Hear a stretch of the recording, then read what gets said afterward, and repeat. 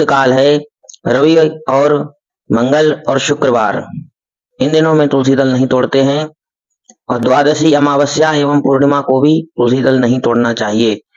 कुछ लोग यही कहते हैं कि एकादशी और रविवार को नहीं तोड़ते हैं, इसमें एकादशी का वर्जित नहीं आया है और ये प्रमाणित अग्निक सूत्रावली है जिसमें आपको मंत्र सहित विधि बताई गई है। जो कोई तुलसी तोड़ने का मंत्र पढ़ना चाहे तो उनके लिए मंत्र भी दे रहा हूँ, इसके बाद और जानकारी भी दूंगा। तुलसी दल तोड़ने का मंत्र है, 2 मंत्र हैं, आप कोई सा भी एक पढ़ सकते हैं। न पढ़े तो आप हाथ जोड़ करके प्रार्थना करें कि मैं आपको भगवान के लिए ले रहा हूँ। प्रकृति परमेश्वर की है, हर प्रकृति में चेतना है, इसलिए थोड़ा सा ध्यान रखें। अगर आप आस्तिक हैं तो आपको प्रणाम है, अच्छे हैं, भगवान की सेवा में लगे रहे, भगवान आपका कल्याण करेगा। लेकिन अगर हम सही मार्ग सही तरीके से करते हैं तो हमें बहुत पुण्य मिलता है और जो इसका फल मिलता है वह पूर्ण रूप से मिलता है। तुलस्य मृत जन्मासी सदा त्वं केशव प्रिया, तुलस्य मृत जन्मासी सदा त्वं केशव प्रिया, चिनोमि केशव पश्चार्थे वरदा भव शोभने। दूसरा मंत्र है हृदंग संभवै पत्रೈ पूजयामि यथा हरिम तथा कुरु पवित्रांगी कलौ मल विनाशिनी। अगर आप लोग संस्कृत जानते हो तो आप इस मंत्र को पढ़ सकते हैं। इसके बाद तुलसी तोड़े।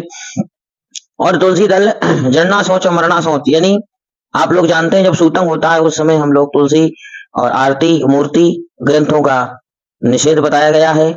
और संक्रांति के समय अमावस्या के दिन तुलसी नहीं तोड़नी चाहिए।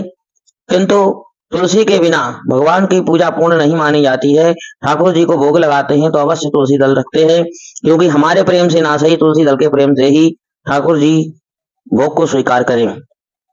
तो निषिद्ध समय में तुलसी वृक्ष से स्वयं गिरी हुई पत्तियों से पूजा करें। और ऐसा ना भी हो, यदि आपके घर में कथा हो रही है या आपको विशेष रूप से शालिग्राम जी की पूजा करनी है तो निषिद्ध काल में भी, निषिद्ध तिथियों में भी तुलसी दल तोड़ी जा सकती है। और तुलसी दल को बिना स्नान किए नहीं तोड़ना चाहिए। और पुष्प बिना स्नान करे तोड़ सकते हैं। पुष्प के बारे में आप जानकारी लीजिए। और पूजन इत्यादि करवाते हैं, उसमें विशेष बातें भी लिखी हैं। गीता प्रेस गोरखपुर द्वारा प्रकाशित है। इसमें दिया गया है, हमने सोचा आप सब तक ये बात पहुंचाई जाए। इसमें दिया गया है कि यदि संभावित ताजे पुष्प ना हो तो भगवान को मानसिक फूल चढ़ाया जा सकता है। नारद जी ने स्वयं इंद्र को बतलाया है कि हजारों करोड़ों बाहरी फूलों को चढ़ा करके जो फल प्राप्त किया जाता है वह केवल मानस पुष्प चढ़ाने से प्राप्त हो सकता है। और बाहरी फूल तो निर्माल्य भी हो जाता है। बंधुओं, पुष्प निर्माल्य कैसे हो जाता है? देखिए, वस्त्र में रखा हुआ पुष्प निर्माल्य हो जाता है, जिसे कीड़े आदि खा लेते हैं, वो पुष्प निर्माल्य होता है, वह नहीं चढ़ाना चाहिए। जो पुष्प बिखर जाता है वह फूल नहीं चढ़ाना चाहिए। जो फूल जल में धो लिया गया हो, जल डुबो करके, वह फूल नहीं चढ़ाना चाहिए। जल केवल छिड़क सकते हैं। और सूंघा हुआ फूल भी निर्माल्य कहलाता है। अंग में लगाया हुआ फूल, जमीन पे गिरा हुआ फूल, इस तरह के फूलों को नहीं चढ़ाना चाहिए। बंधुओं, बेलपत्र आप सबको पता है कि सोमवार को अत्यंत जरूरत रहती है। सब लोग सोमवार को ही बेलपत्र तोड़ते हैं और पूजा करते हैं, तो उनको पूजा का पूर्ण रूप से फल नहीं मिलता है, क्योंकि वह अपनी पूजा में स्वयं त्रुटि करते हैं। बेलपत्र को सोमवार को कभी नहीं तोड़ना चाहिए। आइए, शास्त्रों में किन किन तिथि और दिन का निषेध बताया है। चतुर्थी यानी चौथ, अष्टमी, नवमी और चतुर्दशी यानी चौदस और अमावस्या, संक्रांति के समय और सोमवार को, इन दिनों में बेलपत्र नहीं तोड़ना चाहिए। बेलपत्र को पहले से ही तोड़कर रख लेना चाहिए। जैसे हमें सोमवार को चढ़ाना है तो शनिवार या रविवार को तोड़ करके रख लें। देखें जिसमें ये तिथि ना हो, चतुर्थी, अष्टमी, नवमी और चौदस, अमावस्या, इसके आगे पीछे आप तोड़ करके रख सकते हैं और यथा समय में चढ़ा सकते हैं।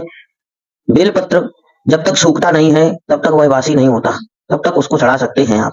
और बेलपत्र यदि ताजा ना मिले तो इसके लिए एक उपाय और बताया है कि जो चढ़े हुए बेलपत्र होते हैं उन्हीं को हम शुद्ध जल या गंगा जल मिश्रित जल से धो करके दोबारा चढ़ा सकते हैं। इससे भी हमें पूर्ण फल प्राप्त होता है। और बेलपत्र आप तोड़ने जाएं तो उस बेलपत्र वृक्ष की प्रार्थना करें। और अगर आप मंत्र पढ़ सकते हैं तो आप मंत्र पढ़ें। अमृतोद्भव श्री वृक्ष महादेव प्रिय सदा गृह्णामि तव पत्राणि शिव पूजार्थमादरात्।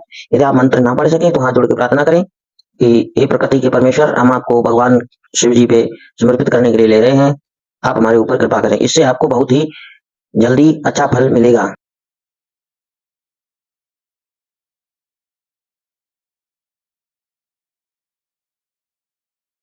चाहिए और आप जानकारी के लिए चैनल को सब्सक्राइब करें और चैनल में जाकर के देखें, इसमें आपको कई प्रकार की